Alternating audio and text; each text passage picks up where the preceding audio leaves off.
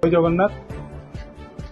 आज गोटे ऐतिहासिक दिन कहले अत्युक्ति हम नहीं। ओडिशार माननीय मुख्यमंत्री श्रीजुक्त नवीन पट्टनायक महोदय को 5T चेयरमैन जी कि बीके पांड्यान सार एवं आमर स्पोर्ट्स सेक्रेटरी विनील कृष्णन सार, आमर प्रिय सभापति एवं एमएलए प्रणव प्रकाश दास महोदय, तो एम आम हार्दिक कृतज्ञता ज्ञापन करूँ, धन्यवाद दौचु जे एते दिन व्यवधान रे जो बारवाटी तार जमीर टाइटल हरई बसला 89 रु टाइटल हरई बसला। जाओ महाप्रभु श्री जगन्नाथ को आशीर्वाद एवं माननीय मुख्यमंत्री जो कैबिनेट बैठक रे उपस्थित थिबा समस्त मेंबर एवं माननीय मुख्यमंत्री को आम धन्यवाद देवा चाहूँ।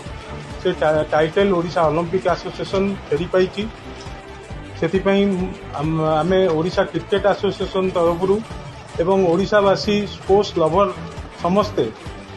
गोटे खुशी जे आज ओडिशा रे जो इंडिया रे ओडिशा आज स्पोर्ट्स रो गोटे हब होईची एवं आपण देखिबे विगत दिन मानकरे निश्चिंत आम पिला माने आगु को बढ़िबे। जे जमीटी जो आमर बारवाटी स्टेडियम रे ओलंपिक को टाइटल दिया जाइए, Olympic association Odisha cricket association को सबलीज रजिस्टर्ड सबलीज दब एवं राज्य सरकार